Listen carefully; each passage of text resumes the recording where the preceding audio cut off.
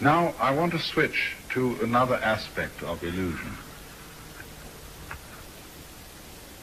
The quickness of the hand deceives the eye.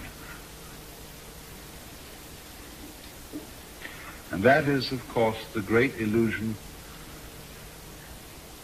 of what we call matter.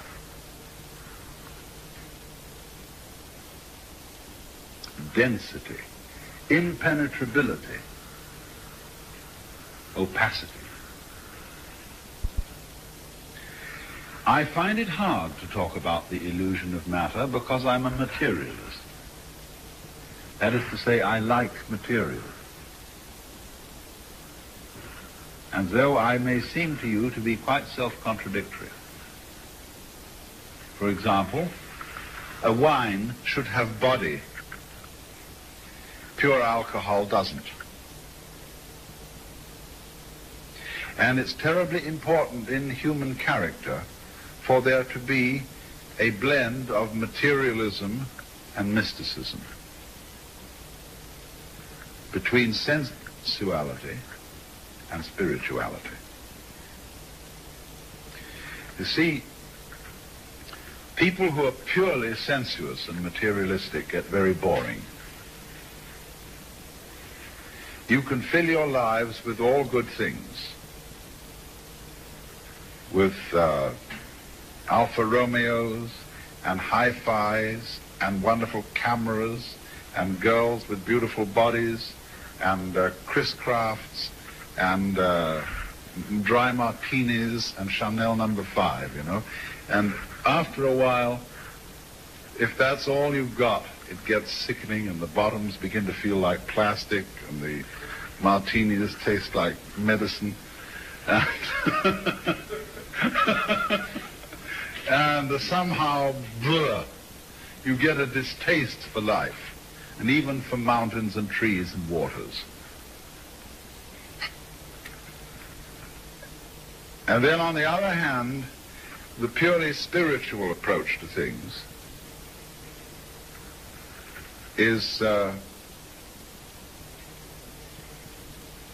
too rarefied,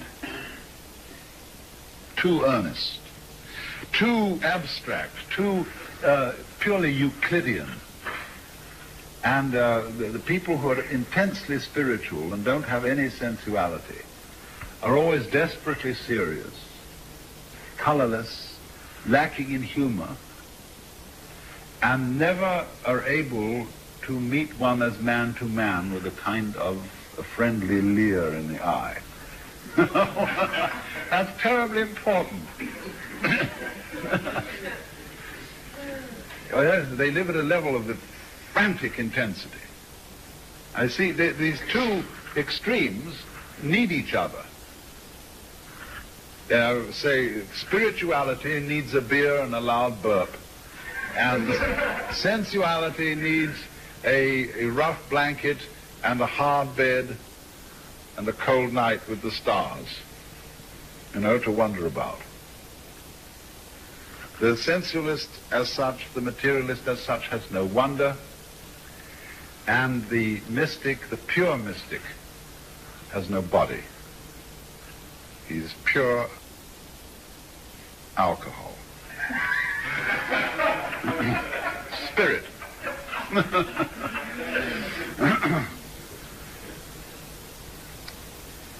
So, if then one should say that material is an illusion, this seems to be selling out to the spirit people and to the mystics. And so Christian scientists are, generally speaking, as personalities, totally lacking in materialism. They're prissy and lacking in color, and their churches are very, very disagreeable. They're all reading desks, and they're too bookish, and they have no ritual, no ceremonies, no verve, you see? It's all cerebral. And likewise, when people get the wrong idea about Hinduism or Buddhism, they go in for this same ultra-mysticism. They start disbelieving in all material pleasures as crutches. And it's very bad to have crutches, you see. You shouldn't take aspirin when you've got a headache. You shouldn't wear glasses.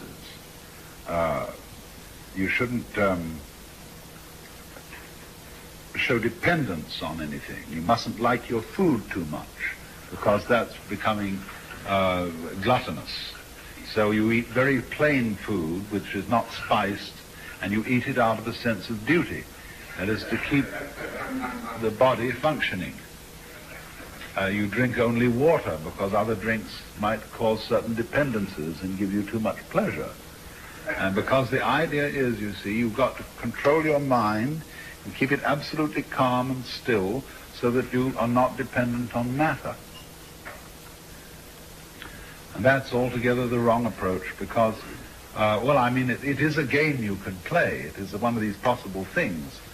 I mean, you can play the Jehovah's Witness game. You can play the three-seed and the Spirit Baptist game.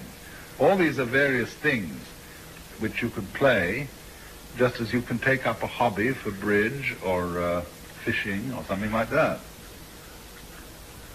But what happens is, you see, that the notion that the material world is an illusion is turned into a judgment of value. If it's an illusion, therefore it's bad. I ought not to be under this illusion. Well, the reality of the matter is that if you see that the material world is an illusion, you can enjoy it a great deal better than if you think it isn't. A true materialist, therefore, is one who knows that material is an illusion. Then he's not afraid of it. Then he can enter into the dance of material with real zest. Because you see, if you're a false and a fake materialist, what's happened? You borrowed money to buy yourself a Cadillac, an impressive house, ranch style with a picture window and a patio and a swimming pool, and you've bought a lot of stock, and you somehow wangled the money and borrowed it, and you keep lying awake nights wondering if you're going to make the payments. Well, there's no point in that at all. How can you possibly enjoy all this jazz, if that's the kind of jazz you want to enjoy, if you've got to worry about whether you pay for it or not? And you get hopelessly involved, you get commitments here, commitments there, and finally you have a nervous breakdown and shoot yourself. The only way to enjoy material is to disbelieve in it, just as one can disbelieve in money. Then you can have zest for it, you see? Otherwise, it's much better to be poor. I mean, if you have no taste for this kind of life and no real interest in it, but feel that somehow you ought to have it for status reasons, it's much better to stay poor. Not have any of that stuff at all. So, then this is the important thing I'm trying to say. Material is an illusion, but a great illusion. And the point is to swing it, and not to run away from it on the one hand, or to get stuck on it in the other. Then you can play with it. Just like a wheel going round. If the wheel is too loose on the axle, it wobbles all over the place. If it's too tight, it won't revolve. But you kind of sit loose, you see, to this thing. Not too loose, though. Now, in what way, then, is the material world an illusion? Well, we know a lot about this now from our physics. And we know that what we call solidity is force, contained force. The agitation of particles or wavicles or whatever they are at such an immense speed that they become impenetrable to other agitations. So that when I put my foot on the floor, the reason it doesn't go through the floor is that the floor is coming into existence and going out of existence so rapidly that there is no interval through which my foot can penetrate. Like an airplane propeller, you can't put your head through it without getting it chopped off. Only that if it were going faster still, it wouldn't even cut your head off. It would just be like banging your head against a brick wall. And it has to be going fast too within an extraordinarily small and restricted space. The airplane propeller is whizzing around through a considerable space in relation to the size of a head. But if it were going much faster, but through much smaller spaces, you see, then it would be like banging your head against a brick wall. So what we've got in our so-called physical objective world is a behavior of energy where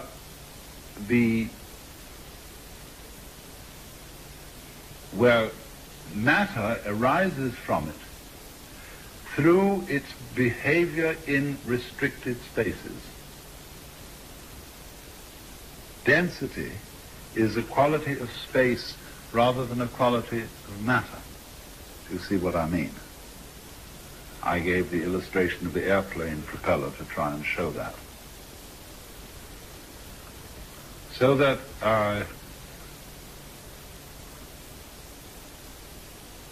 all this is an electronic, diaphanous world,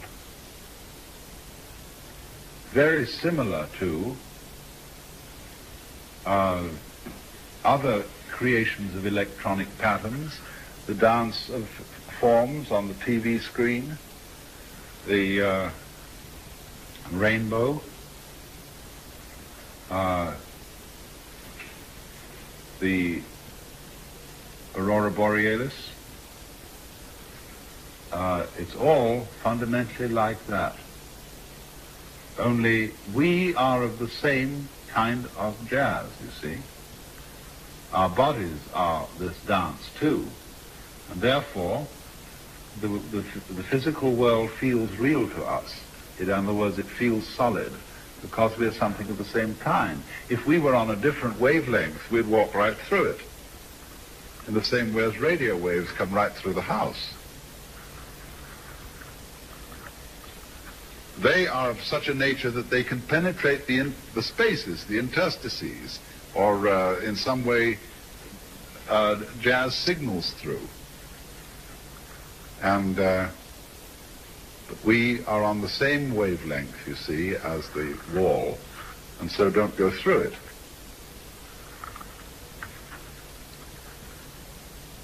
But nevertheless, the whole cosmos is therefore a function of energy, or you could say of light, something like light, and therefore we and it are all diaphanous.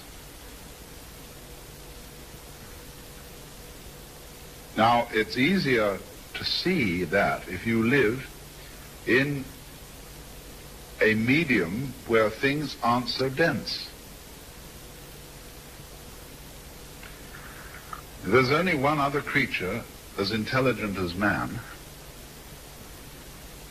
and this lives in a medium that is less dense, and this is the dolphin.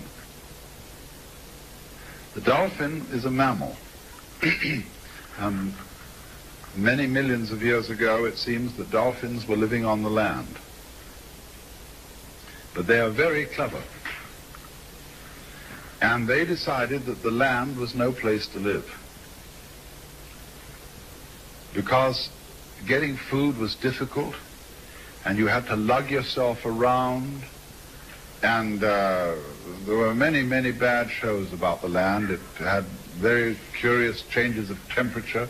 It became unspeakably cold and unspeakably hot, and you had, in fact, to work. Well, no sensible person ever works.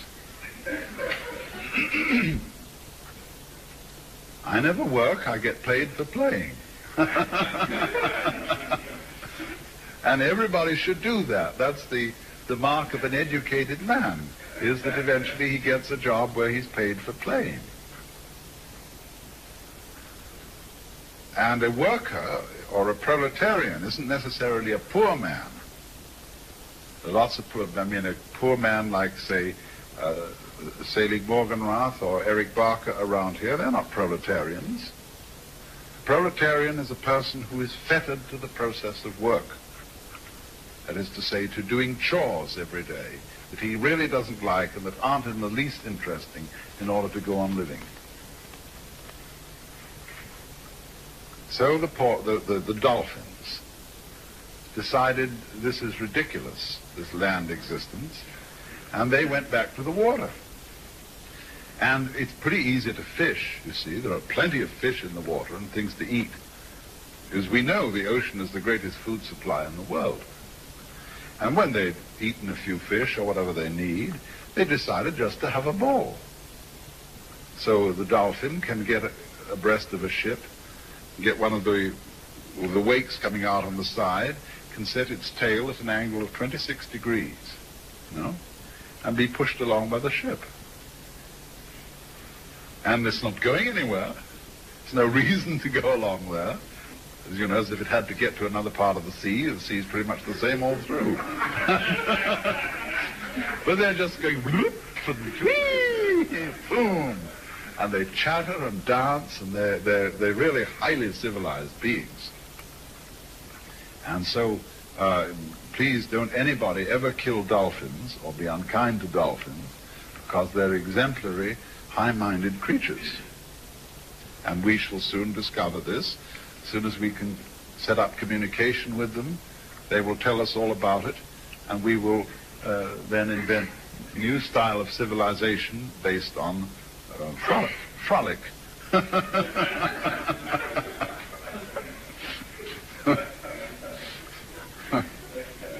But you see, they dance in the mode of water. Now, human beings, as Toynbee has pointed out, as their civilization progresses, they begin to lose their roots. And they are less and less tied to the land. They go into the air. And what's going to happen if man develops without blowing himself to bits, if he can get over the hurdle, you see, that dangerous point, is that gradually all roads are going to disappear. And the earth will have centers of human habitation, you see, but no roads. They'll be as obsolete as railroad tracks, because everybody will fly. And once the medium of air is much more fluid than the medium of water. And as we fly, you see, on the land, your values are all values of permanence, solidity, firmness. They're architectonic in the sense of our great stone structures, pyramids and things like that. But in the air and on the water, all values are fluid. And what you have to know to be a good airman is, of course, stars. Like whitethroats and other migrating birds migrate by the stars. Imagine. But once you start relating yourself to the stars, you realize that you're living in a universe where directions are all relative. And you become a being capable of existing in non-solidity. And that's why Buckminster Fuller, believed that all techniques and really all culture came from the sea. The men who first learned to sail were the wise men. He has a fantastic idea that there were initiates, great priests who were ship's captains, and that though some of their humble seamen didn't know all the secrets. But these priests were the first people who knew that the world was round, and that gives one an entirely different theology, you see, than if you believe that the world is flat. And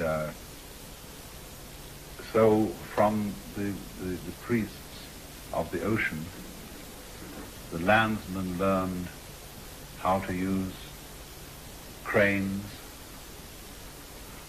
blocks and tackles, how to build, what a good house an overturned ship made. And so to this day, a cathedral has a nave as its central auditorium, nave from Latin navis, ship, showing the connections between ships and the first temples. And so Fuller goes on to say, now if you're a good architect, as the ancient architects learned from the ocean, first thing you should do when you get through architectural school is go and work in an airplane factory and understand the beautiful thing that man has made in a fine, fine airplane, you see, which is as great as a bird in its own way, because that's the architecture of insecurity. And that really lives with insecurity.